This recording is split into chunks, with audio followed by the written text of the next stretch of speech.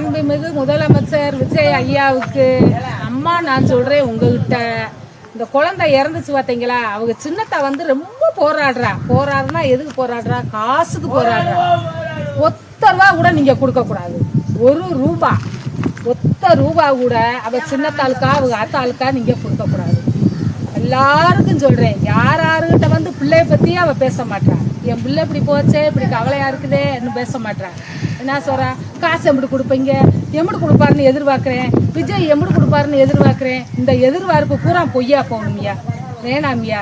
மனசார ஒரு குழந்தை, 10 வயசு குழந்தைய என்ன சித்திரவதை படுத்தி கொண்டாங்க ஐயா, அதத்தே நீங்க நினைக்கணும். சரி, நான் அனுதாவை போட்டு கொஞ்சம் கொடுப்போம், நீ என்ன செய்யறதுன்னு நினைக்க கூடாது, கொடுக்கவும் கூடாது.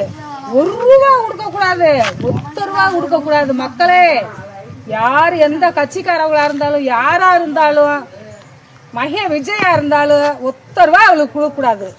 இனிமேல் அத்தந்தாண்டி பொண்ணை என்னைக்கு அவ செமந்து பெத்து பார்க்க போறாயா சொல்லுங்க, பார்க்க மாட்டான். அவளுக்கு தேவை காசு, புருஷன் வேணாம், புள்ள வேணாம், காசு.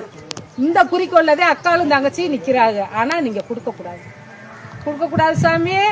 இதை யாவமா நல்ல மனசு அடி மனசுல வச்சுக்கோங்க. எங்களுக்கெல்லாம் நாங்கெல்லாம் அதுல சம்மந்தம் இல்லாதவங்க எவ்வளவு வகுத்தரிச்சப்படுறோம் தெரியுமா. இன்னும் எங்க வகுத்தரிச்ச விடல, அவ்வளவு ஒரு வகுத்தரிச்சல்ல நாங்க இருக்கோம். மகனே விஜய் சொல்றேன்ப்பா, ஒரு ரூபா கொடுக்க கூடாதுப்பா, ஒரு ரூபா கொடுக்க கூடாதுப்பா, ஒத்த ரூபா கொடுக்க கூடாதுப்பா. வேண்டாம்ப்பா, மிக்க நன்றிப்பா.